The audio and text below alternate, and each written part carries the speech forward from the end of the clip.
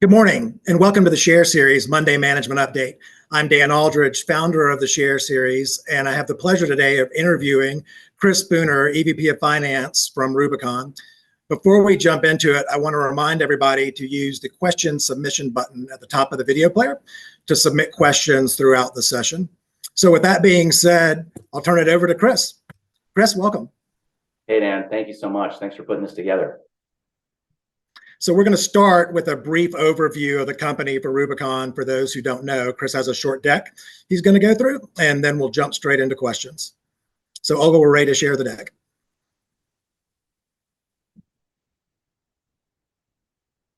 Wonderful.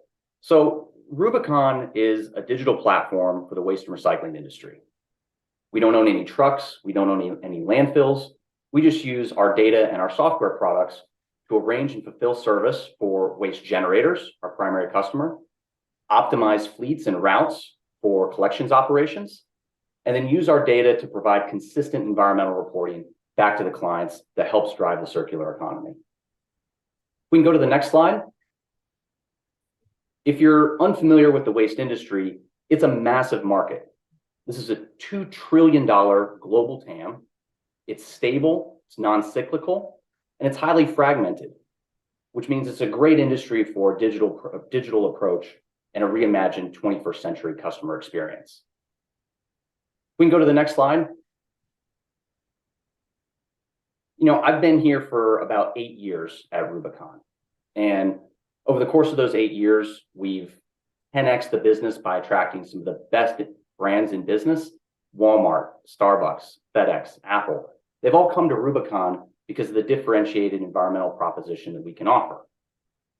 We've deployed some incredible technology products, but what keeps me excited today is the same thing that got me attracted to Rubicon almost 8 years ago, is we have an opportunity to reimagine this entire $2 trillion market from the ground up, using data and using technology products to realign incentives, not only with the waste generator customer who's been underserviced for decades, but with the environment.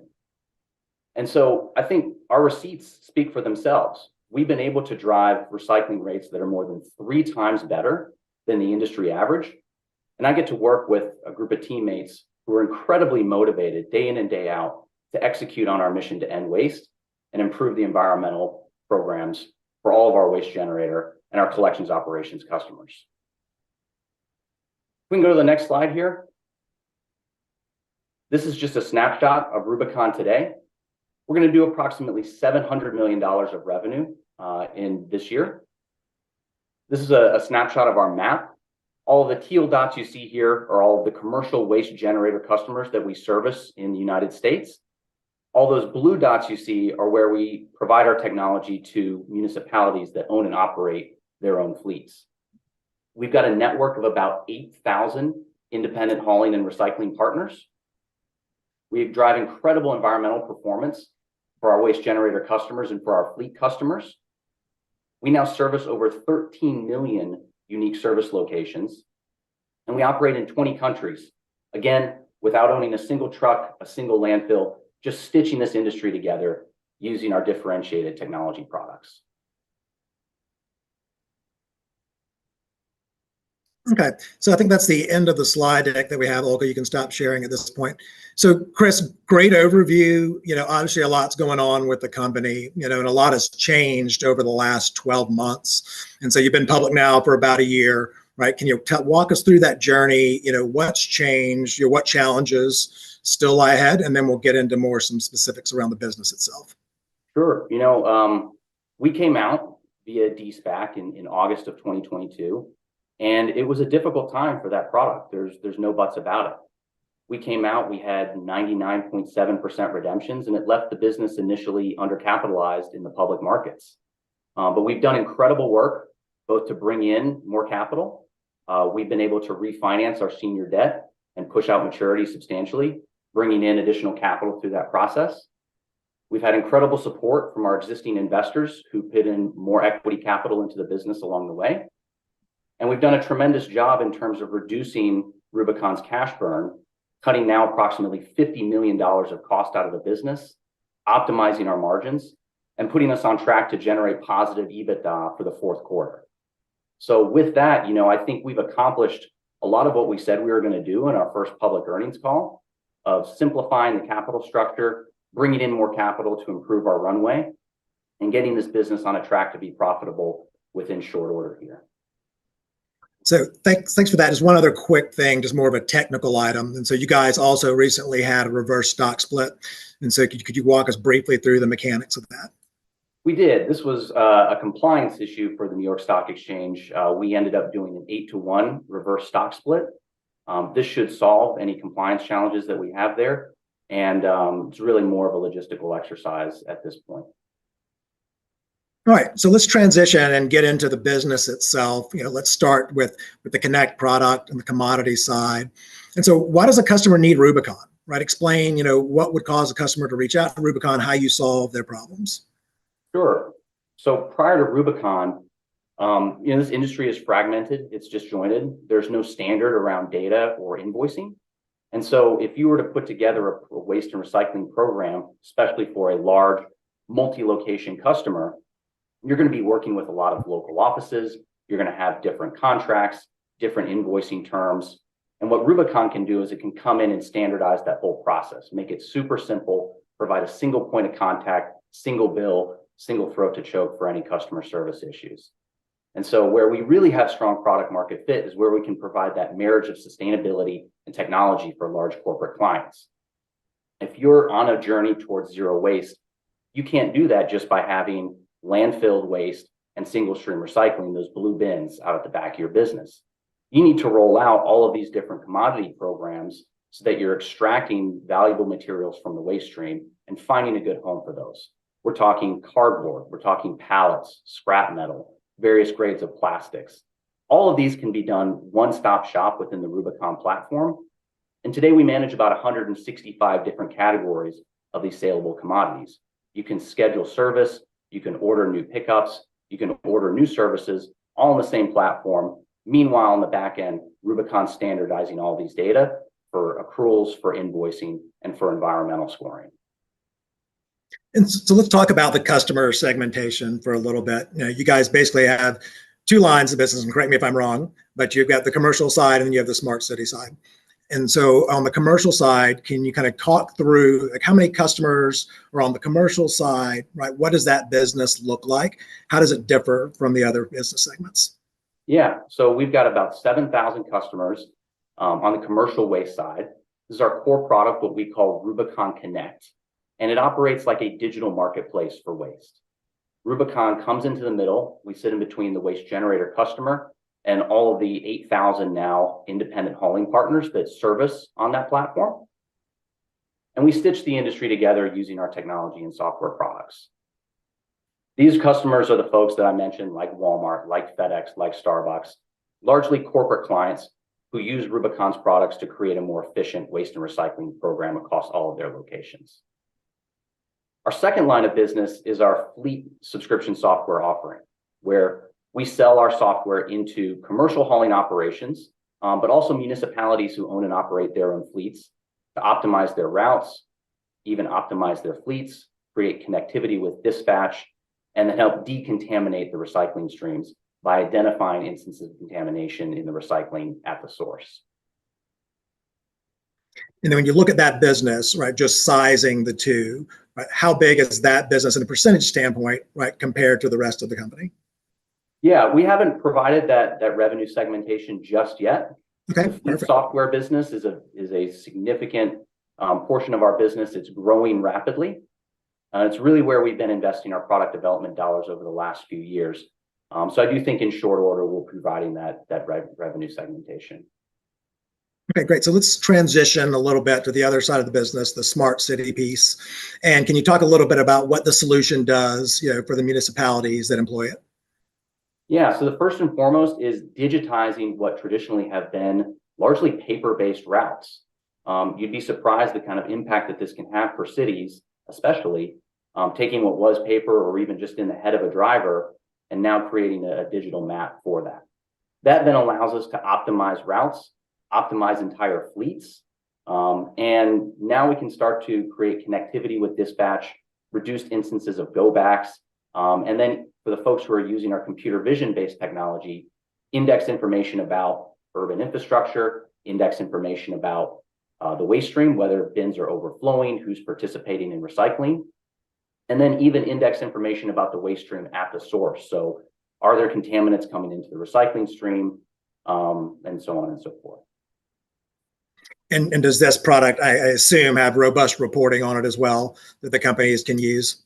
Absolutely, yeah. We'll report back to the clients on, miles driven, carbon footprint for the fleet, things of that nature. And so as you're looking at a new city or your municipality, what does that process look like? Is there an RFP process you go through? How do you onboard, right, a new city? Yeah, so we actually have a novel approach to selling into city governments. What we'll typically do is donate our technology for a limited pilot. It's typically a subset of the full fleet for a short duration of time. If we're able to meet certain predefined criteria, KPIs within the donation legislation, cities are often able to procure our technology directly without having to proffer an RFP. We also have a great collection of channel partners. I think the one that I'd like to mention first and foremost is Amazon Web Services. We're featured on the Amazon Web Services municipal marketplace, and thereby cities who also have an existing AWS cloud account can then directly procure our software, and it's reflected just as an upsize to their existing cloud account. We've also been awarded placement on the Sourcewell Consortium. This is gold standard for government buying, and cities who adhere to the Sourcewell protocol can also directly procure Rubicon software without having to go through a traditional RFP process. And do you guys run up against any pushback about the technology resistance, right, to implement it, going from the old way we used to do things to this new technology? I think we address all the major constituent groups. It provides for a safer operation. So you've got the buy-in of the drivers.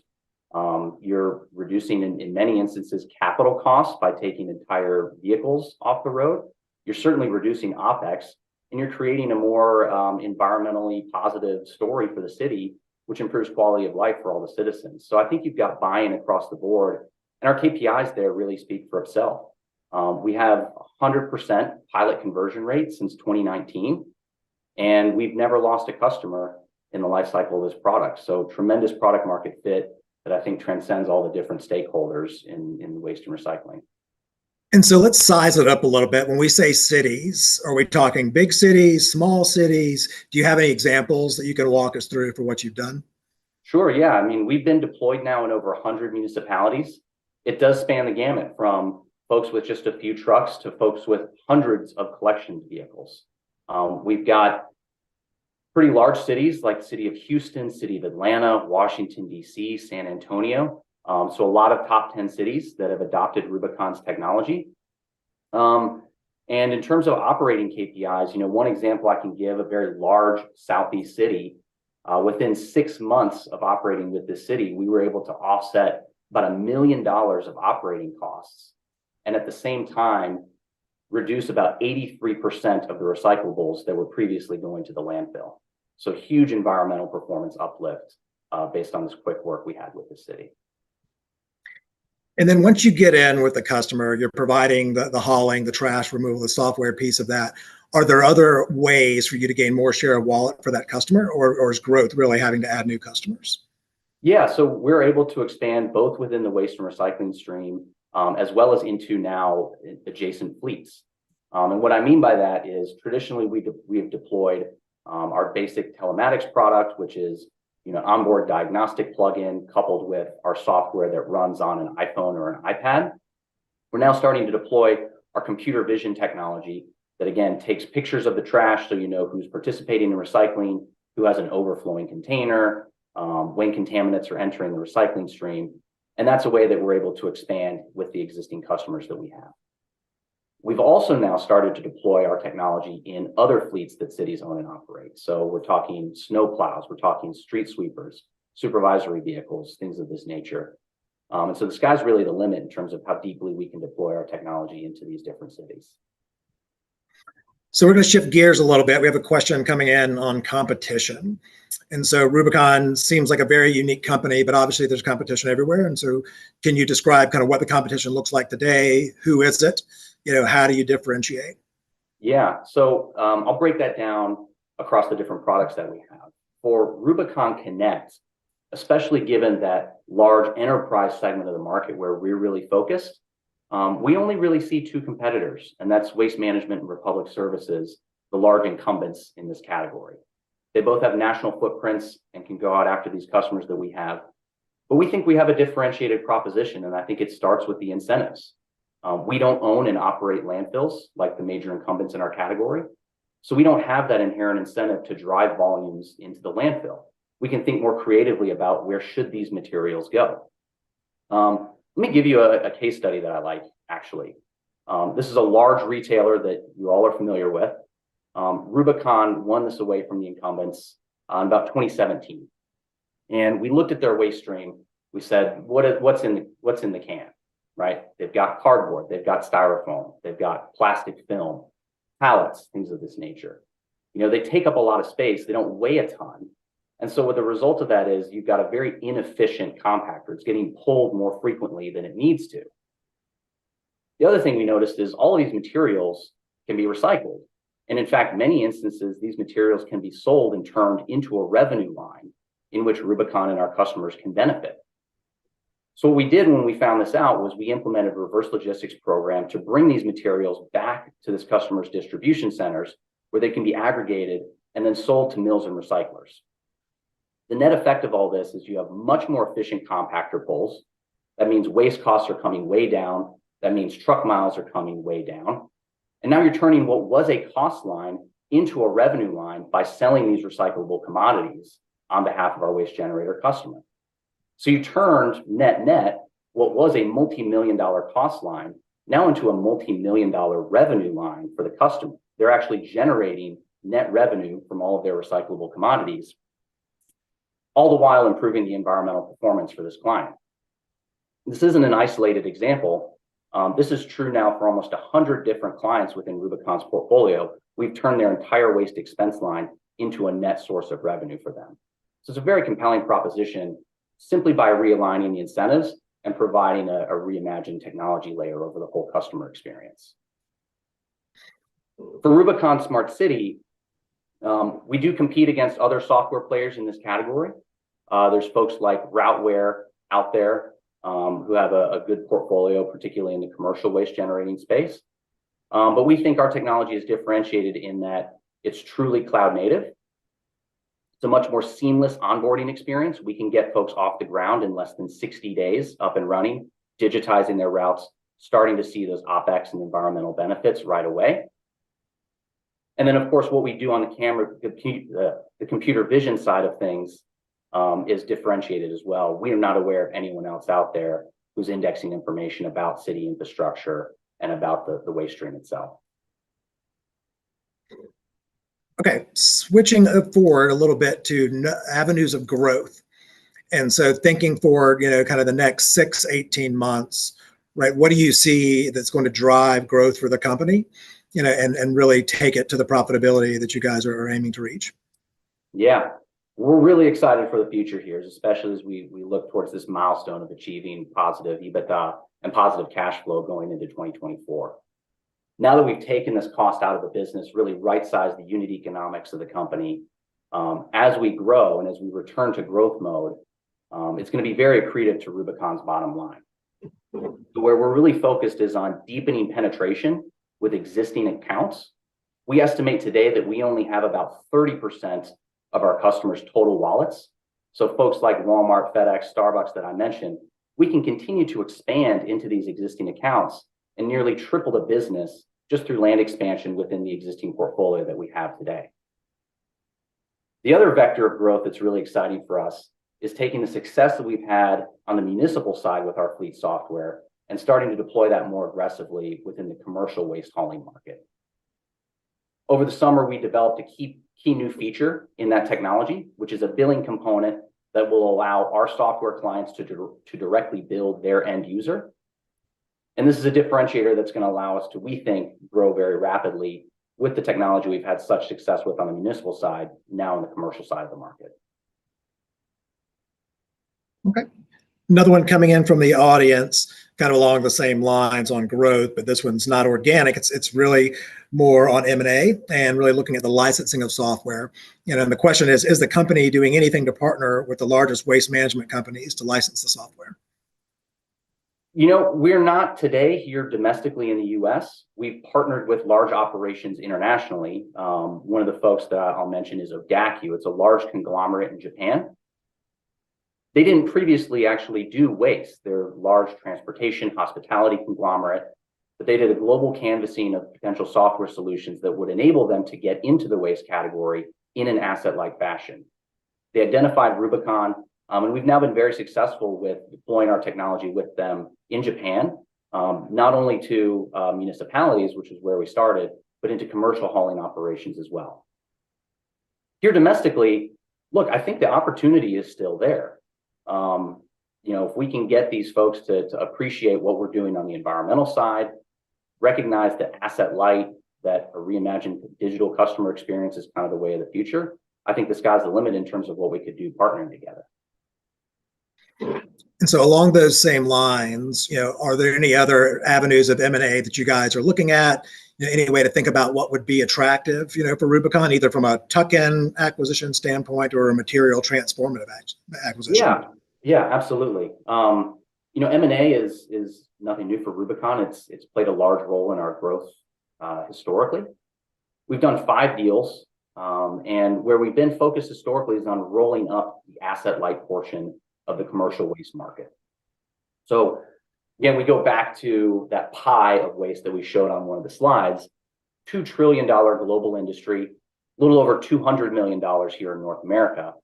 About $10 billion of that TAM today operates in an asset-light fashion. So folks similar to Rubicon, just absent the technology, absent the focus on sustainability that Rubicon brings to its clients. And so we've gone out and we've done these acquisitions to bring these portfolios of customer contracts, again, asset light, so pretty light integration, dropping them into our platform. And then what we've been able to do from a synergy perspective is pretty incredible. Across the deals that we've done, we've uplifted revenues by about 30%, and we've been able to shed about 50% of the acquired SG&A as we digitize their back office operations. So we're very excited to get back to doing M&A. That was really a core part of the thesis for us going public, was to bring in significant amount of capital from the de-SPAC that would allow us to continue to roll up this aspect of the industry. Obviously, that didn't happen, but as we approach cash flow positive early next year, we're excited to get back to doing M&A, and I think it's going to look very similar for us. Again, it's going after targets who operate in this asset-light fashion, with maybe a little bit of a different flavor, focusing on folks who specialize in niche material types that we can then cross-sell into the existing Rubicon portfolio that we built. All right, got a couple more coming in from the audience that we want to get to before we run out of time. But this one, I think I know the answer to, because it's really on guidance. But the question is, have you given any guidance for sales or EPS growth through 2025? We've not provided guidance yet for 2025. We will provide full guidance on our next earnings call for 2024. But this year, we're expecting to do about $700 million of revenue. And again, we've stressed that we'll be entering the year with positive adjusted EBITDA and positive cash flow early in 24. And so obviously with that kind of hurdle rate being out there, what gives you and the company confidence, right, that you'll be able to reach positive EBITDA as you head into the fourth quarter and into next year? We've really done all of the work necessary to get there. As I mentioned, we've shed about $50 million of costs, taken that out of the business.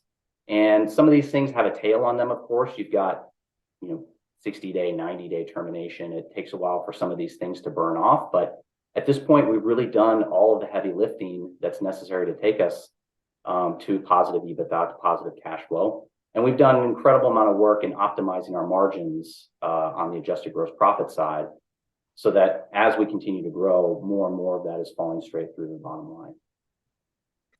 So as we approach the bottom of the hour, Chris, I want to turn it over to you for any kind of closing comments. But obviously wanted to thank you for your participation in Rubicon. I think there's a lot of other interesting things to unpack, and we will definitely have you guys back, for future sessions to drill down on a couple of the revenue streams and opportunities that we talked about today. So Chris, I'll turn it back over to you for any closing comments. No, thank you so much for setting this up. We're really excited to hit these milestones, get to profitability, and really double down on the growth going forward for the business, because it's a differentiated proposition. You see these case studies, you see what we're doing to bring better environmental performance to bear for our clients, and we're really excited about what the future has in store here.